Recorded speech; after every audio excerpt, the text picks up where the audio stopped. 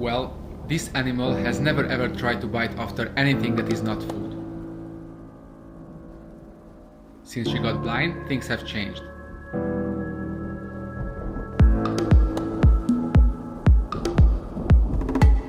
This could easily be my hand.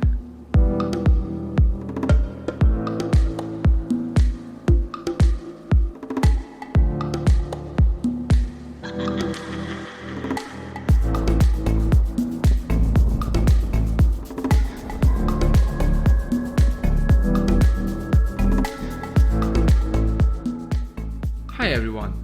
The video you are watching will be an update on my Savannah monitors. I know I release quite a lot of content about the Cjbeards, but the subject I want to share connects to my female Savannah mainly. The first part of the video will be about her, the second part will update you on the male, which got to be on the right track regarding his health. As you could read the title of the video, my female Savannah went half blind. When it happened, I thought it's an issue only for me and my animal, but as I think about it now, the case should be shared because it could have been avoided with having the information and experience I have now.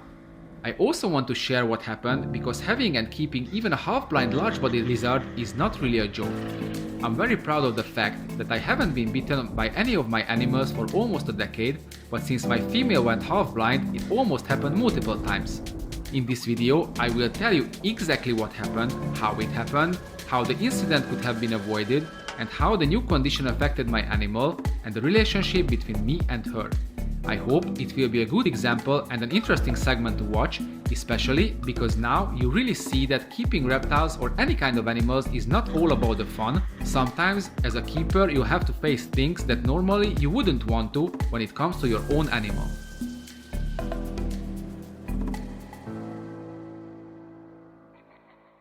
So, how did this happen? Well, everything started with my Cjbeard laying eggs. She lays eggs twice a year, even though there was no successful copulation with the male. She laid infertile eggs even before I got her pair anyways. The time of laying was always around Christmas and midsummer. Until 2019 there was absolutely no problem regarding the subject, my female was always healthy. Last summer I lost my luck unfortunately. Until the incident, everything went smoothly, my monitor developed eggs, I fattened her up, she was ready. The week before the laying, she started to dig all over her enclosure.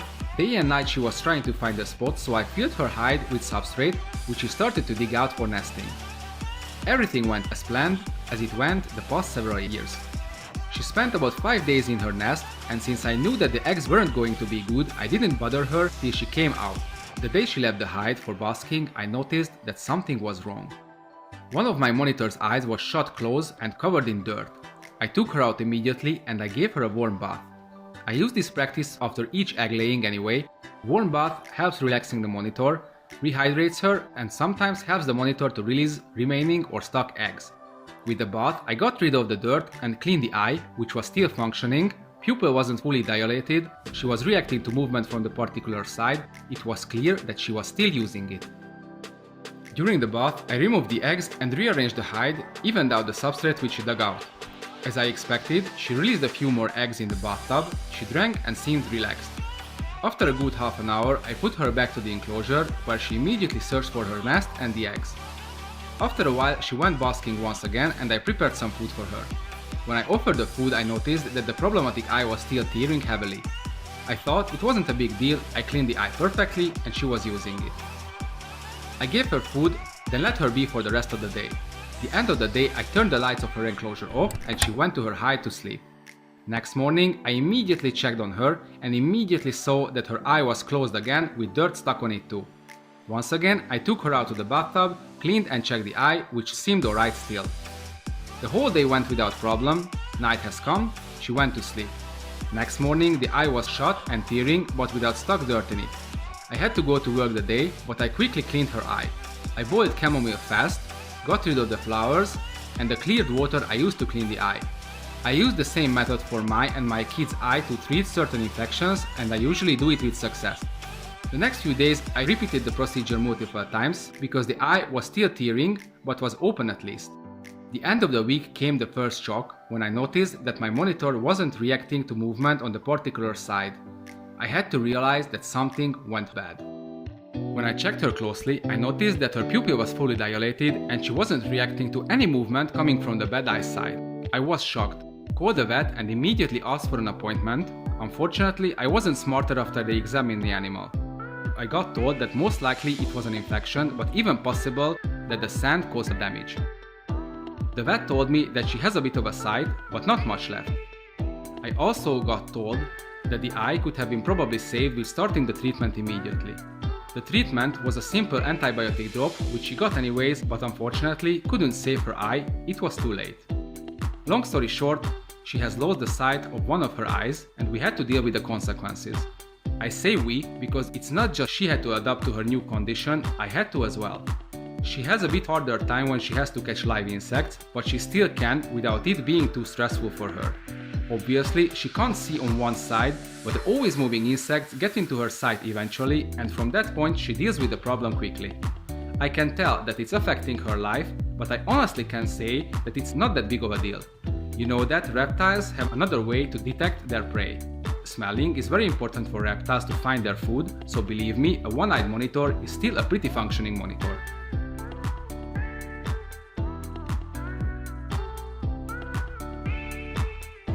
Chemically sensitive organs used by many reptiles to find their prey are located in the nose and in the roof of the mouth. Part of the lining of the nose is made up of cells subserving the function of smell and corresponding to similar cells in other vertebrates. The second chemoreceptor is the Jacobson's organ, which originated as an outpocketing of the nasal sac in amphibians. It remained as in such in tuataras and in crocodiles. The Jacobson's organ is most developed in lizards and snakes, in which its connection with the nasal cavity has been closed and is replaced by an opening into the mouth. The nerve connecting to Jacobson's organ to the brain is a branch of the olfactory nerve. In turtles, the Jacobson's organ has been lost. The use of the Jacobson's organ is most obvious in snakes. If a strong odor or vibration stimulates a snake, its tongue is flicked in and out rapidly.